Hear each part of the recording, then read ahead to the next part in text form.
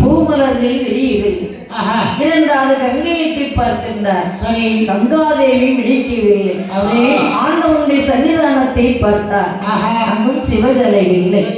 அப்படியானால் நம்முடைய பர்ணசாலையில் ஏதோ ஒன்று நடக்கிறது என்று தன்னுடைய ஞான திருஷ்டினால் பார்க்கிற போது அகலையை இந்திரனை தூக்கி மடியிலே வைத்து புலமுங்காட்சி கண்டார். ஐயோ எடுத்தானே படுவாரி அருவாரி மோசம் செய்தானே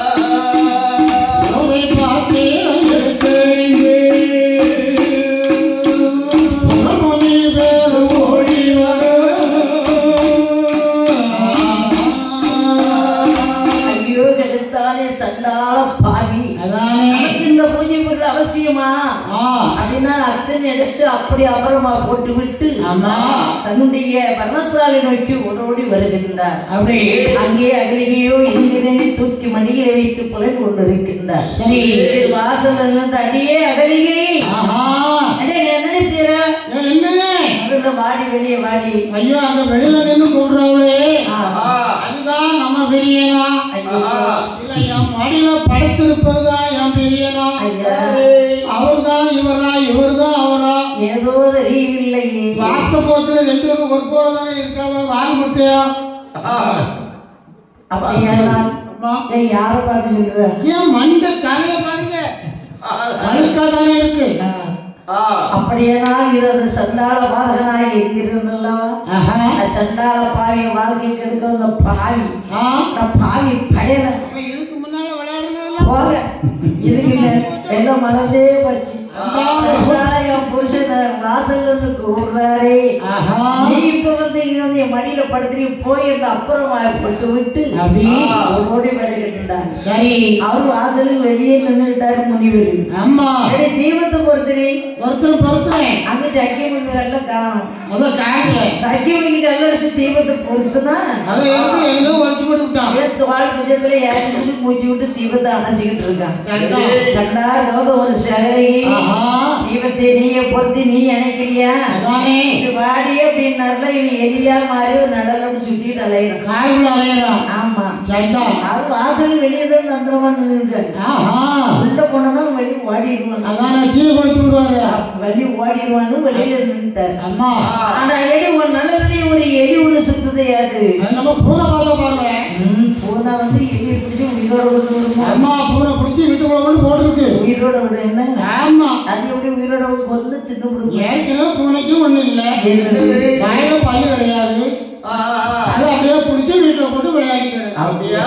அகலிகை பொய் சொன்னாலும் நல்ல பொருத்தமா தான் நல்லா பொய் சொல்ல மாட்டேன். இந்த பாரு அந்த பூனை இந்த எலி எப்படி வந்து பாருடி என்று கௌதமர் கரும்பூனை வடிவத்தை கொண்டார். எலியை கம்பி பிடித்தார். வீட்டு வாசல் படியில வச்சு நல்ல உரசி நல்ல உரசி வலிதாங்க முடியாம சுயரூபத்தை எடுத்துட்டான். இவரும் சுயரூபத்தோடு நிக்கிறார். அவர் யாருமே சுயரூபத்தோடு தான் நிக்காரு. அதே அகலிகை இப்போ எலி எலி இப்ப யாரு பாத்தியா? தெய்வங்களா எதுக்குங்க வந்த? அன்றைக்கு சபையில வைத்து சபத்தை முடிக்கிறேன் வந்தேன் முடிக்கும் புட்டேன் அப்படியானால் பாரு அயலாண்டி மனைவி என்று தெரிந்திருந்தவள் கற்பை சூறையாட வேண்டும் வந்து நீ வந்தபடியினால் இன்று முதல் பெரிய நீயே ஒரு பெண்ணாய் கடவுள் போ அப்படின்னு சாபத்தை போட்டார். இந்திரன் மண்டாடி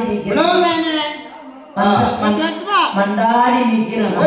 அதுக்கப்புறம் கௌதம ரிஷி சொன்னாரு, உன் கண் பார்வைக்கு நீ பெண்ணாகவும் மற்றவர்களுடைய கண்களுக்கெல்லாம் 1000 கண்களாயிருக்க கிடப்பது.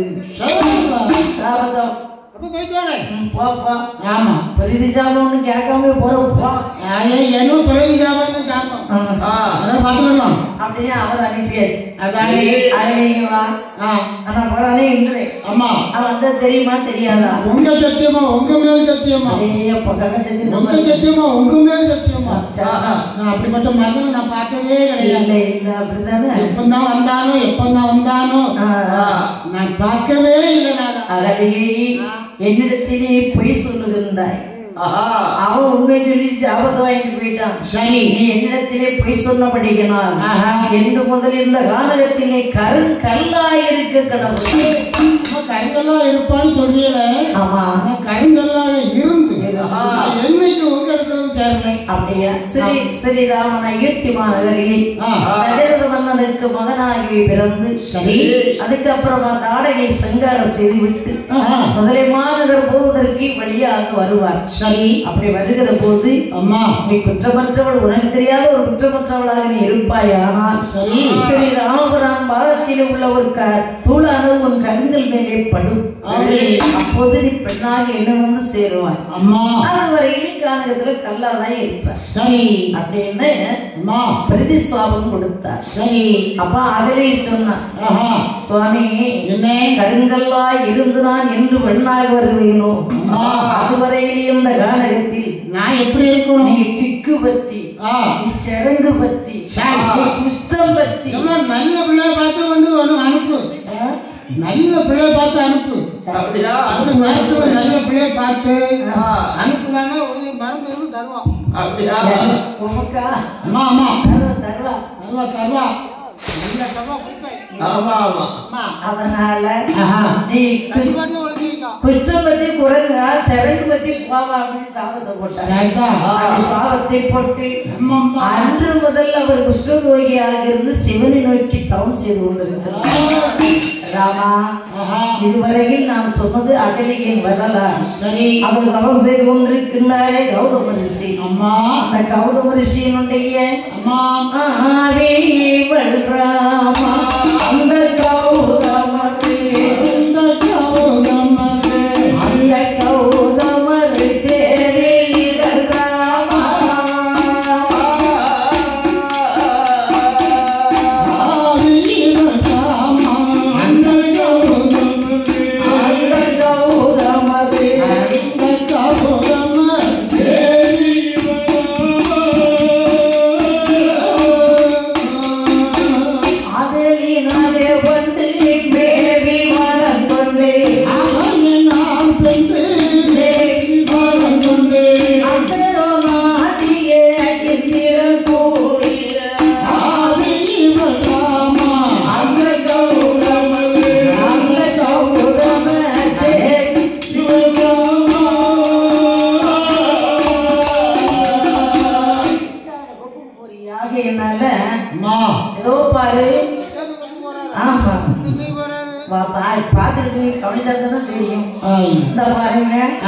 அதுதான் நீதான் அகலியின் வரலாறு என்று சொல்ல. சரி அப்படியானால் இது முதலை மாநகரம் போகலாம் என்று அகலியின் கௌதமரை ஒன்று சேர்த்து வைத்து விட்டு ஸ்ரீராமன் அதற்கு அடுத்து வருகின்றார். சரி அப்படி வருகின்ற பொழுது முதலை மாநகரம் எங்க இருக்கிறது என்றால் அதோ தெரிகின்றதே ஸ்ரீராமச்சந்திர. அப்படி உன்னுடைய புகழை சொல்ல வேண்டுமானால் 1000 நாவை படைத்த ஆதிசேடனார் முடியாது முடியாது. நடந்ததே நிகழ்ச்சி வண்ணம் நிகழ்ந்த வண்ணம் இணை இந்த உலகுக்கெல்லாம் அம்மா உயிர் வண்ணம் மன்றிவற்றோர் துயர் வண்ணம் உருவதுண்டோ.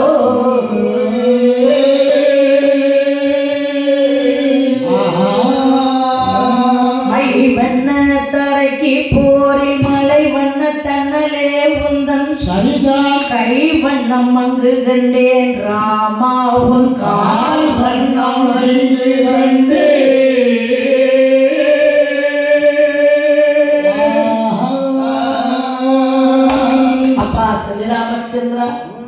அங்கு தாடையை கொள்ளுகிற போது உன் கைவண்ணம் அங்கு கண்டெறி தொடுக்க வேண்டிய தேவதாஸ்திரத்தையும் மலர் போன்ற கைத்திறமையும் அங்கு பார்த்தேன். சரி, ஆனால் இன்று அம்மா உன் கால் வண்ணம் இங்கு கண்டேன். இந்த கருங்கல்லாய் இருக்க வேண்டிய அகலியை பெண்ணாக்குகிற பொழுது சரி கால் வண்ணம் எங்கு கண்டேன். அதானே சரி சரி பேசுகிறது நேரம் இல்ல. வாங்க நகரம் என்பது அதோ தெரிகிறது பார்த்தாய. மாட மாளிகை கூட கோபுரம் உப்பரிக்கை மேடை உயர்ந்த கோபுரங்கள் அதோ தெரிகிறது. அதுதான் முதலை மாநகரம். வருகின்ற போது முதலை மாநகரத்தை கட்டியிருக்க வேண்டிய கொடிச்சீலையில் ஸ்ரீராமனை பார்த்து அழைக்கிறதா. ஸ்ரீராமச்சந்திர சீதை தன்னை மனமோடிக்க மனமுடிக்க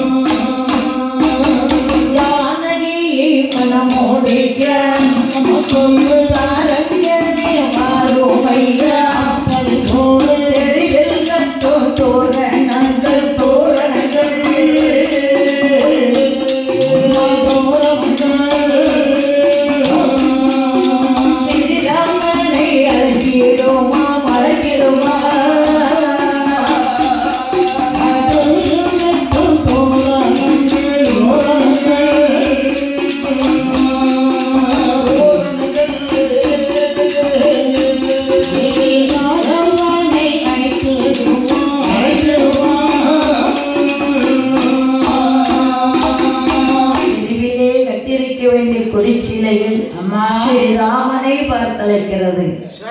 ஸ்ரீராமச்சந்திர என்ற சீதாதேவியை திருமணம் செய்வதற்கு முதலைக்குள்ளே சீக்கிரமாக வாருங்கள்.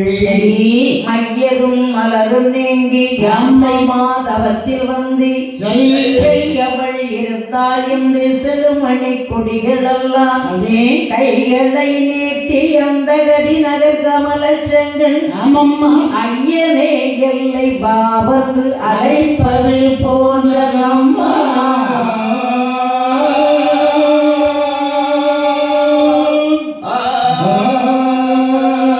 அப்பா ஸ்ரீராமச்சந்திரா மையரும் மலரும் நீங்கி யாசை மாதவத்தில் வந்து இருளை நீக்கி ஒரு பிரகாசமாய் இருக்க வேண்டிய சீதாதேவி மதுரைக்குள்ள இருக்கின்றார்கள். சீதாதேவி திருமணம் செய்ய வாருங்கள் என்று ஜனகராஜன் ஆசார வாசலை கட்டிருக்க வேண்டிய கொடிச்சீலையில் ஸ்ரீராமனை அழைத்ததாம். அப்போ ஸ்ரீராமன்களை பெருமாள் விஸ்வாமித்திரர் வேறு முதலை மாநகருக்குள்ளே வருகின்றார்கள். அப்பதான் விஸ்வாமித்திரர் சொன்னாரு, ராமா இதுதான் முதலை மாநகரம். முதலைவேந்தன் ஜனகராஜன்.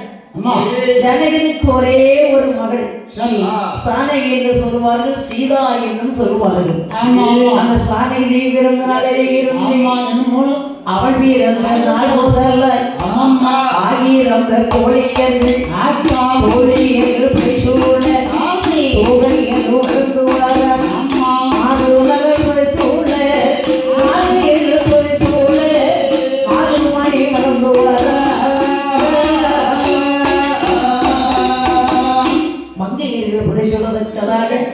மாதமணியாகி சீதா வளர்ந்து வருகின்றார்.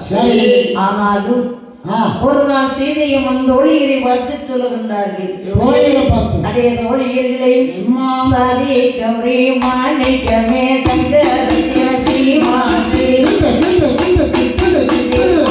குழல் மாதரசே கொடியே தோழிகளே மாணிக்கமே மரகதமே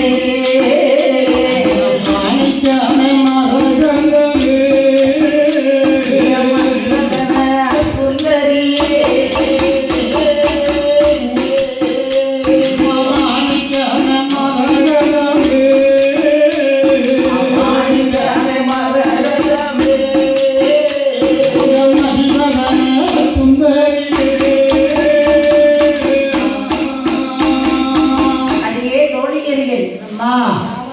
இந்த கலியா மடத்தை விட்டு விட்டு உப்பரிக்கு மேலே போத வேண்டும்.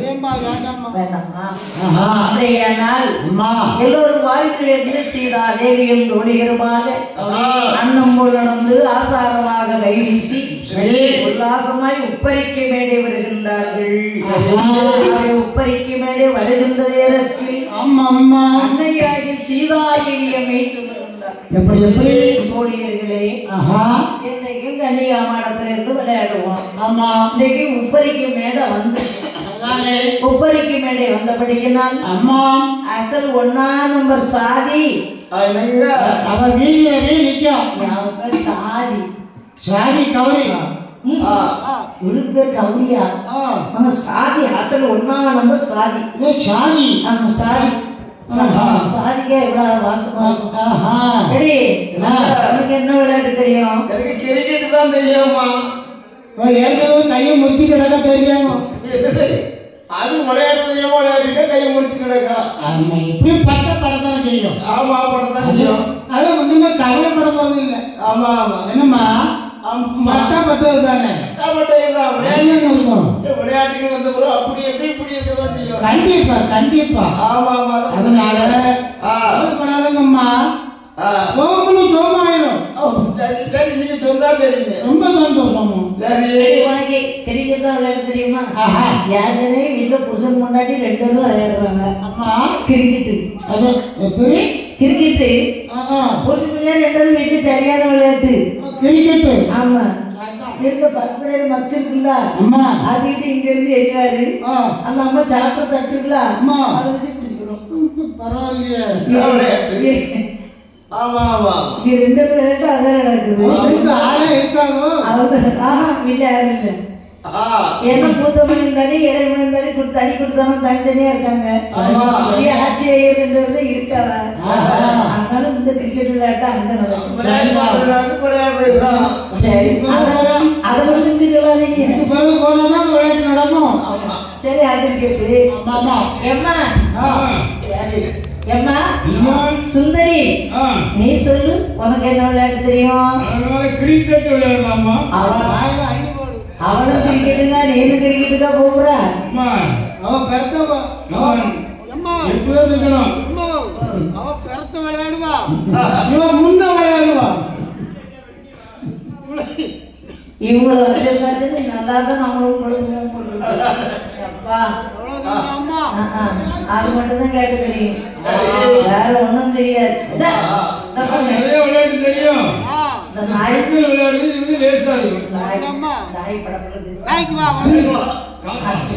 ருசி பார்க்குது. சரி, அது போட்டு ஒன்னையும் சரி, நீ உனக்காக விளையாட்டு தெரியுமாம்மா? அம்மா விளையாடுவோம்மா. என்ன விளையாட்டு விளையாடலாம்? கண்ணுக்குள்ள மண்ணாடி போட்டு விளையாடுவோம்மா. அந்த கண்ணோட இருக்கான்னு உனக்கு அவ்வளவு போறாமையா? இல்ல, கண்ணுக்குள்ள கண்ணு தெரிஞ்சாலும் டெஸ்ட் பண்ணி பார்க்கணும். கண்ணை கெட்டணும், 2வது மண்ணாடி போடணும். அது ஒரு விளையாட்டு. கண்ணாமூச்சி விளையாடுறது அதேதான் அதேதான். நம்ம இப்ப எங்க உப்பரிக்கு மேல உயர்ந்த மேடையில் நிக்கிறோம். ஆமா, காலடி கீழே வந்து கால் 2ம் போச்சு. அப்ப கையில போடுவோம்.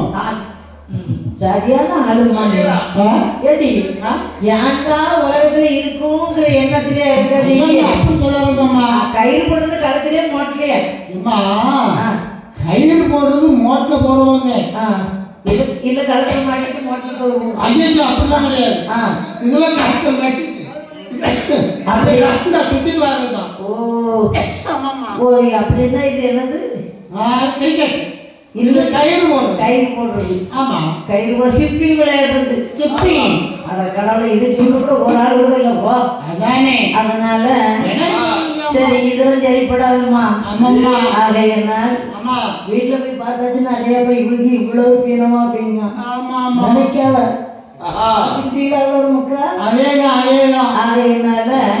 அப்படி இருக்கின்ற தருணத்தில் அந்த அண்ணாமணியாகி சீதையம்மன் சொல்லுகின்றார், தோழியர்களே, அங்கிருக்கதோ உப்பரிக்க மேடை உப்பரிக்க மேடை வந்தபடியினால் நான் ஒரு விளையாட்டு சொல்றேன் கேளுங்க.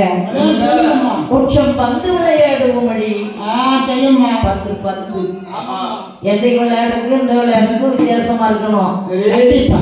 நீங்க 60 பேர் ஒரு பக்கம் நிக்கணும். நான் தனிமையில ஒரு பக்கம் நிற்பேன். நீங்கள் அடிக்கிற பந்தை நான் பிடிக்க வேண்டும். இதுதான் இன்னைக்கு யாருக்கு வெற்றி யாருக்கு தோல்விங்கிறது இந்த விளையாட்டுல தான் இருக்கு. அப்படின்னா நீங்கள் அடிங்கடி பந்தை என்றார்கள்.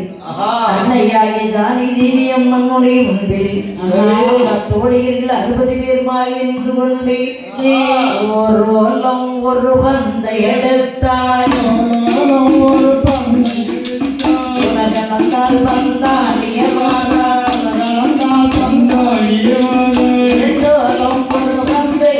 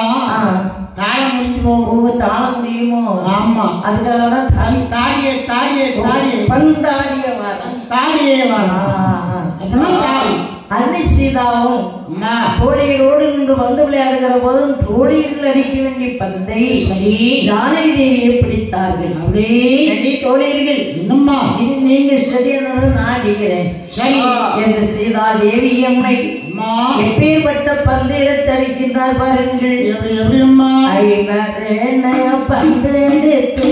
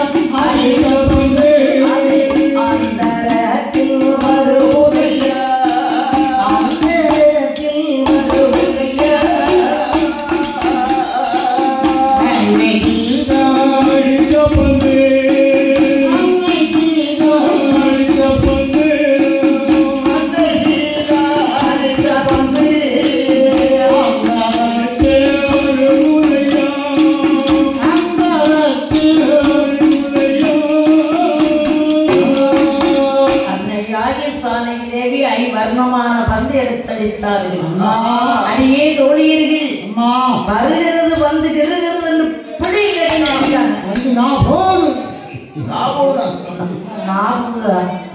நான் என்ன நாயா போகுது நாயக்கு பின்னாடி பந்து அங்க பந்து போகுதுலம்மா. அதோ போகிறதுன்னு சொல்லுங்கள். அதை போறது, அதை வருகிறது, அதை இருக்கிறது, அதை நிற்கிறது. அம்மா அப்படி பேச பழகுங்க. சரி. நான் போகுது நான் ஏற்கனவே படப்படமா படிக்கலை. ஒரு தியாக விடாம கட்டி கட்டி பார்த்து தான் போகணும். அப்படி படப்படுறதெல்லாம் ருசி பார்த்து நம்ம பார்க்க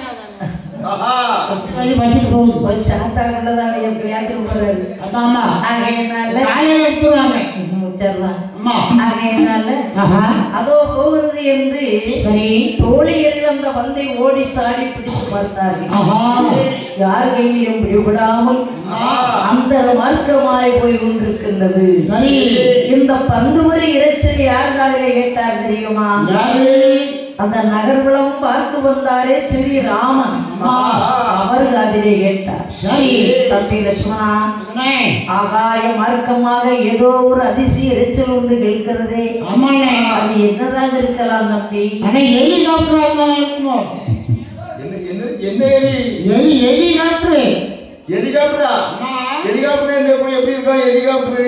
ஹெலிகாப்டர் தெரியாது. எங்க வீட்டுல எல்லாம் ஹெலிகாப்டர் வரும். வீட்டிலேயே காட்டிலேயோ என்ன எலி வரும்? இல்ல ஹெலிகாப்டர் வீட்டிலேயே காட்டிலேயே இறங்கிட்டு வரும். இறங்கிட்டு வரும். ஆமா, அதனால ஹெலிகாப்டர். நீங்க கூப்பிட்டு பிடிச்சி சுட்டு திரும்பியில அது பெருச்சாளி. பெருச்சாளி போகல. அப்ப இது என்னது? நீ சொல்ற ஹெலிகாப்டர் இருக்குது. ஹெலிகாப்டர் அதுல வாழா இருக்குது. அப்ப இது என்னது? இன்னும் வால் இருக்க, ரெக்க இருக்குத, இது சரகு இருக்குத. அப்படியா? ஆமா, ஹெலிகாப்டர் நீ சொல்றது. ஹெலிகாப்டர் ஹெலிகாப்டர்ல ஹெலிகாப்டர் அப்படின்னா அப்ப இது என்னதா இருக்கலாம்? அப்ப ஹெலிகாப்டர் தான். ஹெலிகாப்டர் தான்.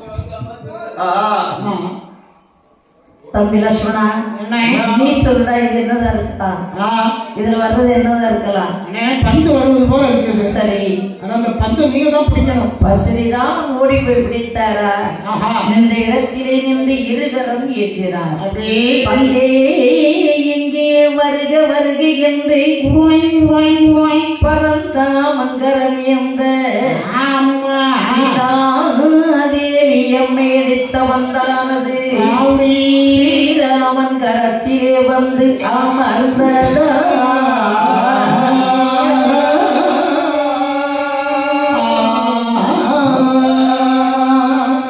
ஸ்ரீராமன் என்ற இடத்திலே கரமியந்த பந்து வந்து கரத்திலேயே வருவது. பந்தை கண்ணிலே கண்ட ராமன் யோசிக்கின்ற பந்தை பார்த்தால் எவ்வளவு அழகாக இருக்கிறது பாருங்கள். பந்து எந்த அழகான அந்த பாவை நல்ல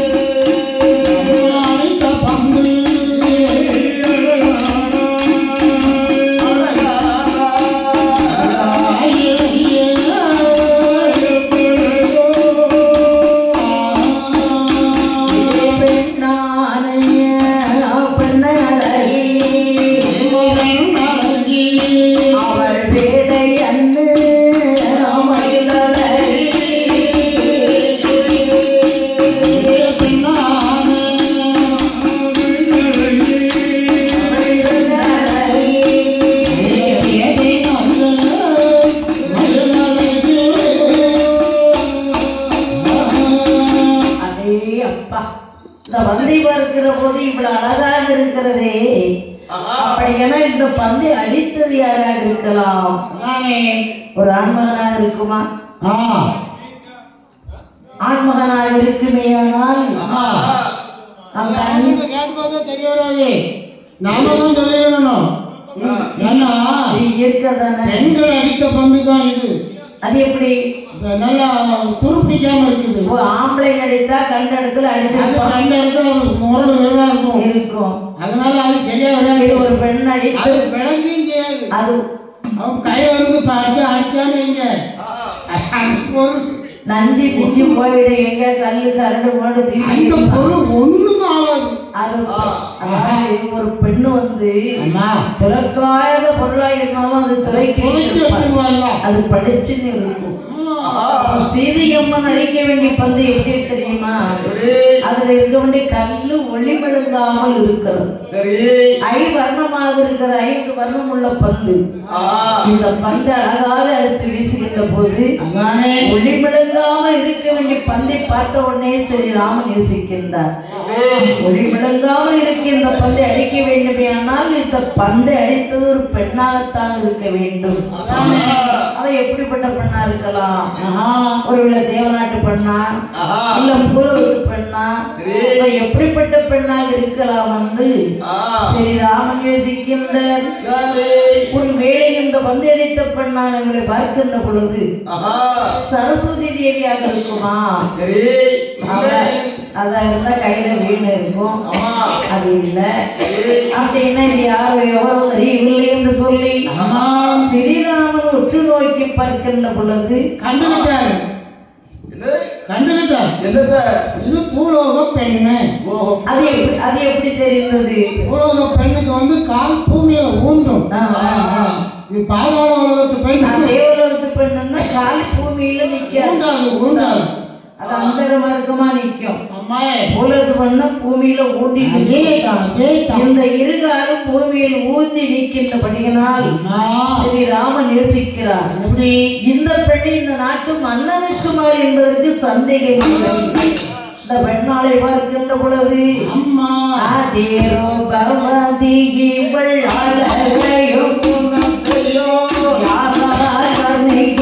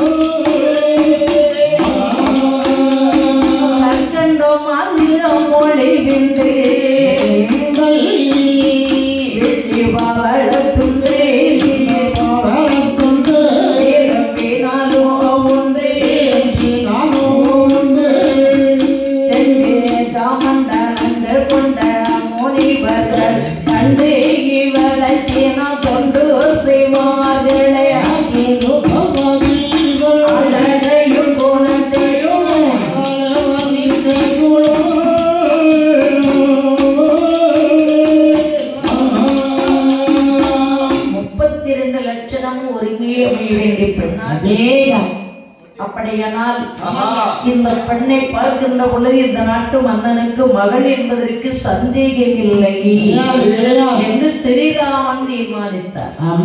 அதே நேரத்திலே அங்கே நின்று கொண்டிருக்க வேண்டிய அன்னை சீதாதேவி எழுக்கின்றார். எப்படி என்னை தோழியர்கள் நான் அடித்த பந்தை பிடித்தது யாரா இருந்தாலும் கொடுத்துருக்கடி. நாங்களும் பிடிக்கல. எங்க நான் பிடிக்கலான்னு பார்த்தேன். நான் பிடிக்கலம்மா.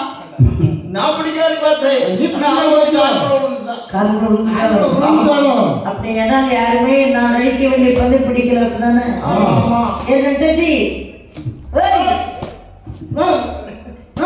அங்கே இருக்கி நீயாவது வந்து பிடிச்சியாடி பிடிக்கணும்னு பார்த்தா அவன் காக்கா குறுக்க விழுந்துச்சா. தாத்தா சொல்லி வாய்ப்பு வச்சிருக்காங்க.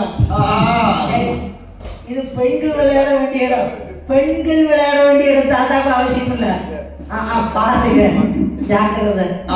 ஆகையினால இத யாருமே பிடிக்கல அப்படித்தானே? அப்படின்னா என்னுடைய பந்து என்றைக்கும் தானாக போகும், தானாகவே திரும்பி வரும். இதை திரும்பி வராத காரணத்தினால எடி நம்ம தேடி பார்த்து வருவோம் வரீங்களா? போங்க போங்க முன்னாடி போங்க. ஏன்னா உடையவன் இல்லாத ஒரு முழம் கட்டை. அது எப்படி நட்ட? அது எப்படி நட்ட? அதாவது வயல இருக்கிறோம், வயலி கதல இருக்கிறோம், கதல இருக்கிறோம். ஆமா, உடம்புடி தந்ததுக்கு நான் சாப்பாடு நான் சொல்லுவேன். கதலை அண்டிட்டு போறதுக்கு இல்ல இல்ல நெல்ல அடிச்சு நெல்லு கால மணி அடிட்டு போறதுக்கு. ஆமா, நான் சாப்பாடு போயிட்டு வருவேன். வாங்கிட்டு வர்றதுக்கு முன்னாடி ஒவ்வொரு முளத்துக்கு மேல வச்சு அறுத்துப்பாங்க தட்டைய. கட்டதான் நிற்கும். சரி சரி. பாதி வயலுக்குள்ள இருக்கும். பாதி வைக்கிறோம், நெல்லும் கலந்து வந்துருக்கோம். கொண்டாம சொல்லு கொண்டாது. ஆமா, அதான் நெட்டை சொன்னேன். நெட்டைக்கும் குட்டைக்கும் வித்தியாசம் இருக்குது. என்ன? அதாவது உடையவன் இல்லாதது ஒரு முளம் நெட்டன்னா இந்த நெல்லுக்கு மட்டும்தான் சொல்லிக்கலாம். ஏன்னா அவர் விளக்கார் நிற்கும் போது கீழே காத்து அறுப்பாங்க. வயல்கார் நிற்கும் போது அவர் வந்து நவுண்டு போயிட்டாருன்னு நம்ம தலைச்சமையா சமக்கிற அந்த வைக்கலும் ஜாதி சமக்கணும் பண்ணி மேல உள்ள கதரை மட்டும் அறுத்துட்டு நெல் அந்த வைக்கலை விட்டுட்டு போயிடுவாங்க. இதுக்குதான் அந்த உதாரணம் சொல்றது. ஆகையினால நானும் தேடி வருவேன், என் பந்த தேடி போகலாம் வருவீங்களா என்று சீதையம்மனும் தோழியருமாக பந்தை தேடி வருகின்றார்கள். பந்தை தேடி வருகின்ற பொழுது அன்னையாகி சீதா தேவியம்மை யாரை கண்ணிலே கண்டார்கள் தெரியுமா? நீலமேக மரகத சாமள ரூபனை கண்ணிலே கண்டார்கள். அடியே ஓடுகிறீர்கள். 3 பேர் வருகின்றார்கள், பாருங்கள். அதே மத்தியிலே வருகின்றாரே, அவரை பார்த்தீர்களா? அவர்தான் நான் அழைத்திருக்க வேண்டிய பந்தை பிடித்திருக்க வேண்டும். அவர் என்ன பிடிச்சிருப்பாரம்மா? என்ன அவர் பிடிச்சிருக்க மாட்டாரு. அவர் புரிஞ்சாதான் இருக்கிறாரு. அவர் புனிததெல்லாம் முறவங்க வர்றாரு. இருந்தாலும் அவர் தான் என் மதத்தின் அழகு முகத்துல தெரியும். என்னம்மா நீங்களா இருந்து இப்படி சொல்லலாமா? அவர் முகத்தை பார்த்தோன்னே அவர் தான் நான் நடித்த பந்தை பிடித்து ஒரு மாதிரி தெரிகிறது. இல்லையம்மா, அப்படி எப்படி நினைக்கிறீங்க? சொன்ன பந்தங்கன்னா அகத்தின் அழகு முகத்துல தெரியுது. தெரிஞ்சுட்டு போட்டு அப்படின்னா சரி போய் பார்ப்போம். சீதையம்மனும் தோழியருமாக வருகின்ற பொழுது சீதா தேவி சொல்கின்றார்கள், அடியே தோழியர்களை நான் அடிக்க வேண்டிய பந்தை பிடித்தவராக இருக்குமானால் அடித்த பந்தை பிடித்தவர் தான் எனக்கு ஆசையுள்ள கணவரவா, ஆசையுள்ள கணவரவா.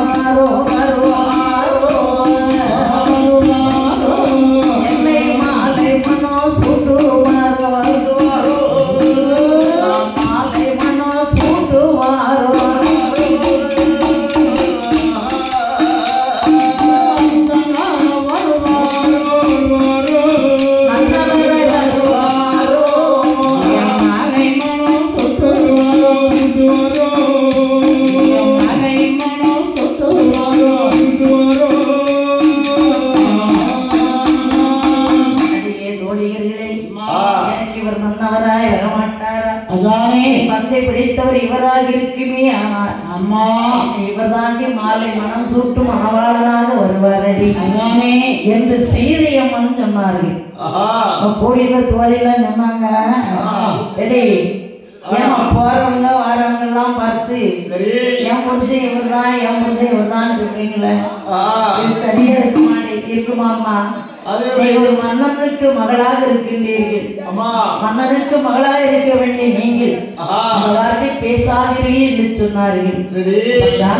சொன்னார்கள் தோழிகளை நானாக இந்த வார்த்தை சொல்லவில்லை. மரத்திலே இருக்க வேண்டிய பச்சை பறவைகள் எல்லாம் என்ன சொல்கிறது தெரியுமா? செய்தி மனம் வளர் வந்தரந்தே வந்தாரந்தே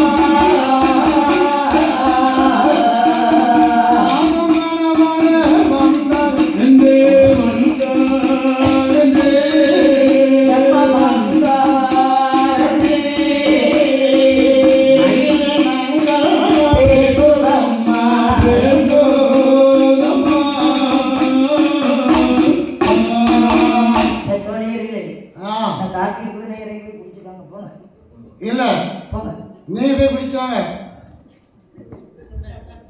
காட்டி குடிச்சாங்க எல்லாரும் போனோம். நீங்க எங்களுக்கு போங்க வேண்டாமா? போங்க எல்லாரும் போய் போங்க குடிச்சாங்க.